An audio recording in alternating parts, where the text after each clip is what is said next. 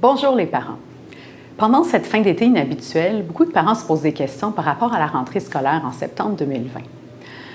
Il y a pas mal de parents que je vois en ce moment qui sont inquiets.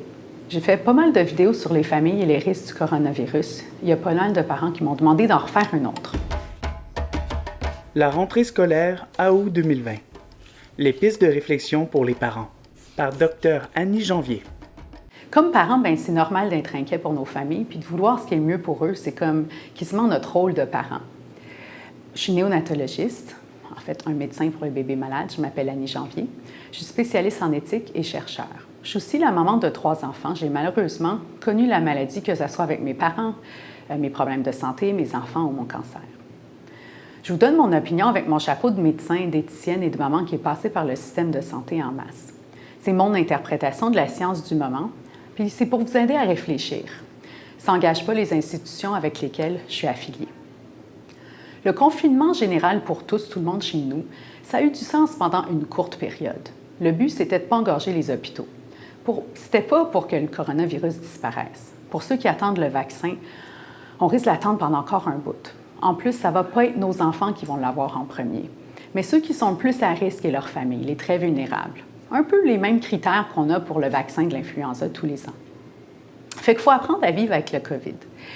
De la meilleure manière, puis du mieux qu'on peut. Les avantages, c'est qu'on en connaît plus. À toutes les semaines, il y a beaucoup d'articles qui sortent. Quand on est parent de néonates et qu'on a d'autres enfants à la maison, on en a pas mal dans son assiette.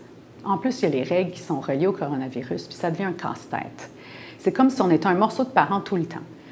Il y a tellement de parents qui se sentent coupables à l'hôpital de ne pas être avec leurs enfants à la maison. Une fois qu'on est à la maison, on se sent coupable de ne pas être avec bébé à l'hôpital. Puis la présence des parents, on le sait qu'elle est bénéfique pour les bébés puis pour les parents, mais aussi pour les enfants plus grands.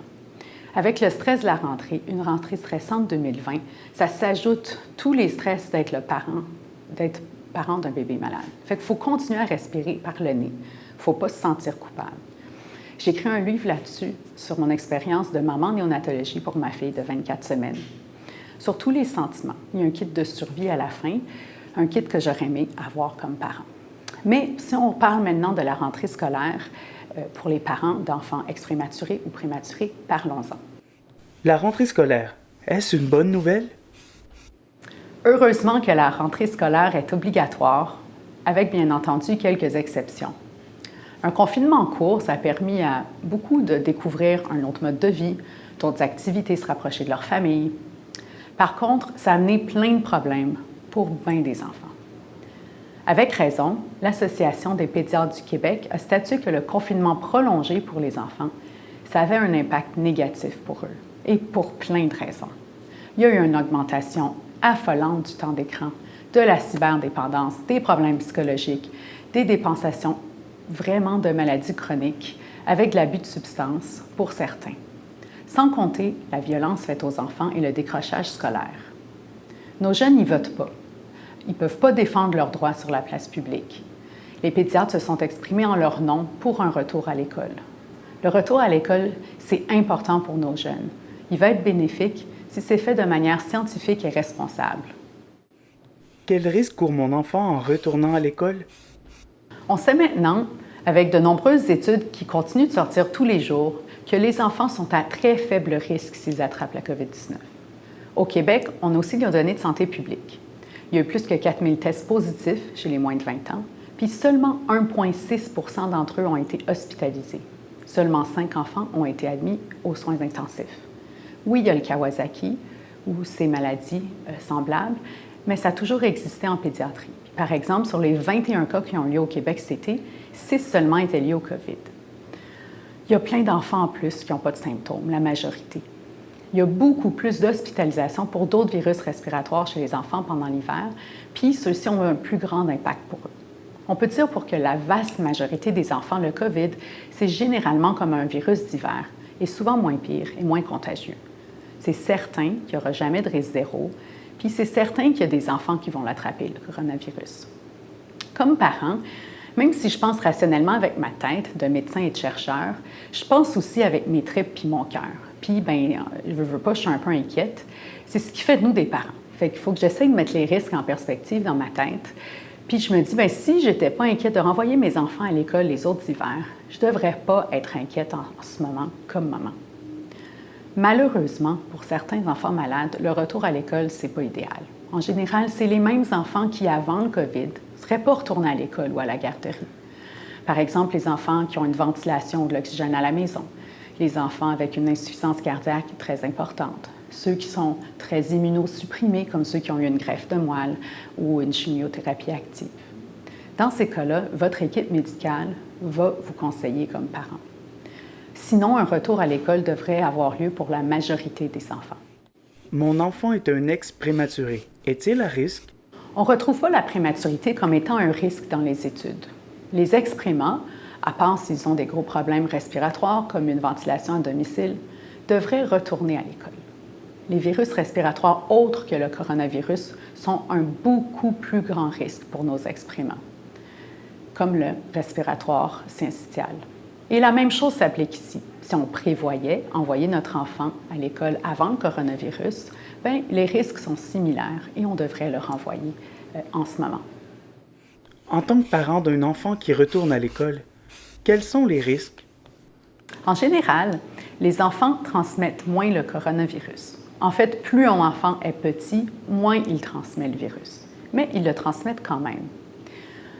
En ce moment, on ne parle pas assez aux parents du risque de la maisonnée.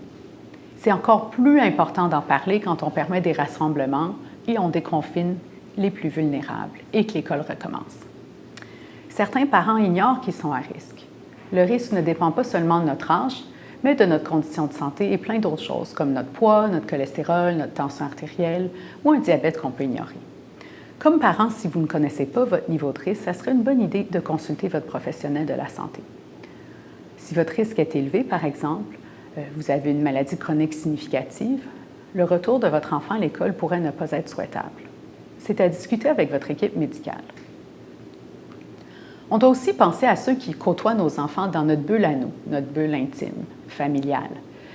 Dernièrement, les enfants passent plus de temps avec leurs grands-parents et nos proches. Certains grands-parents habitent avec leurs petits-enfants. J'en parle dans mes autres vidéos. Je trouve que le gouvernement continue à oublier de parler de cela. Si un grand-parent est à très haut risque à cause de son âge ou son état de santé, par exemple, est sur oxygène, idéalement, pendant les semaines qui suivent la rentrée, il devrait se confiner et on devrait faire très attention à lui. Heureusement, la majorité des parents d'enfants d'âge scolaire sont en bonne santé et ne sont pas à risque élevé s'ils attrapent le coronavirus. J'ai aussi un autre enfant hospitalisé en néonatologie. Est-ce que mon bébé est à risque? Les risques pour nos prématurés hospitalisés en néonatologie sont faibles. Là aussi, il y a de plus en plus d'études qui sortent et les bébés prématurés sont peu affectés. Les bébés prématurés sont beaucoup plus affectés par le virus respiratoire syncytial, le RSV, qui se pointe en hiver. L'hiver, c'est le festival du RSV. Puis ça ne nous a jamais empêchés d'envoyer les frères et sœurs des enfants hospitalisés en néonatologie à l'école.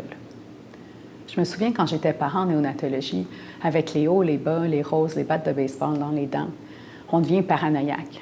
On a peur que le téléphone sonne. Les alarmes nous rendent fous. Tout peut arriver à notre bébé. Mais garder nos autres enfants à la maison, ceux qui ont probablement besoin de socialisation et qui ressentent notre stress, ce n'est pas nécessairement une solution automatique. En plus, les unités de néonatologie recommandent le port du masque dans l'unité. Ça diminue les risques de transmission et ça les rend les chances que votre bébé l'attrape très, très, très petites. Quel autre élément dois-je prendre en considération? Le plus gros casse-tête pour moi comme pédiatre néonatologiste, c'est une maman d'une ancienne préma. Ce n'est pas nécessairement les risques associés au COVID pour les enfants à l'école ni aux bébés de néonat. C'est votre présence comme parent en néonatologie auprès de votre bébé. D'un côté, avec un enfant à l'école, on peut venir voir notre bébé plus facilement. On arrive à souffler. D'un autre côté, si on attrape le COVID, on ne peut plus venir à l'hôpital tout le temps que dure l'infection. Puis ça, c'est vraiment pas facile. Cette pandémie a fait naître toutes sortes de restrictions de visite qui ont été vraiment difficiles pour les parents qui ont besoin de leur famille proche. Fait qu'il faut rester aux aguets. Comme parent de néonat, mettons, si vous avez la COVID, il y a un autre genre de routine qui peut se développer. Puis ça, il y en a qui prévoient le coup. Par exemple, faire une tournée en FaceTime avec l'équipe médicale, enregistrer des chansons pour notre bébé. En général, le retour des frères et des sœurs à l'école est la meilleure idée si on regarde les risques et les bénéfices pour tous. En tant que parent, à quoi d'autre devrais-je penser? Pour certains parents, il y a d'autres problèmes reliés à la rentrée, là encore associés au risque de la maisonnée. Devrais-je être inquiet pour les personnes âgées ou vulnérables? À mon avis, ceux qui travaillent avec des personnes très vulnérables et ont des enfants à risque de transmettre la maladie devraient bénéficier d'accommodements pour la protection des personnes vulnérables. Par exemple, mettons que je suis une préposée aux bénéficiaires dans un CHSLD, puis maman de 3 grands ados. Le gouvernement devrait se poser des questions sur le niveau de risque pour mes patients. Il existe plusieurs solutions qui pourraient être envisagées. Moi-même, je suis néonatologiste médecin, je suis travailleur de la santé. Nous, on est en arrêt de travail dès que quelqu'un dans nos contacts a des symptômes ou devient COVID positif. On manque déjà de cliniciens au front.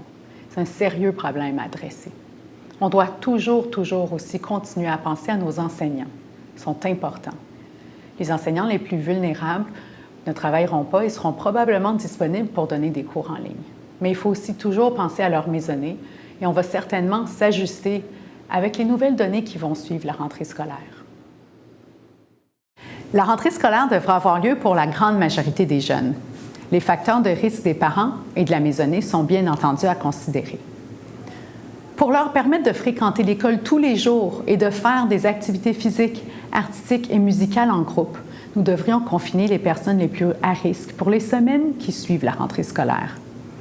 Ou au moins donner des directives claires aux citoyens. Par exemple, rencontrer les grands-parents dehors pour de courtes périodes. Ça permettrait de respecter le meilleur intérêt des personnes vulnérables qui sont très à risque et de nos jeunes qui sont très peu à risque. Un confinement pour eux ne fait aucun sens scientifique ni éthique. On ne veut pas d'un autre confinement pour eux. Les parents, vous êtes capables. On en a vu d'autres et on est plus fort qu'on pense. On va toujours continuer à se tenir debout pour nos enfants.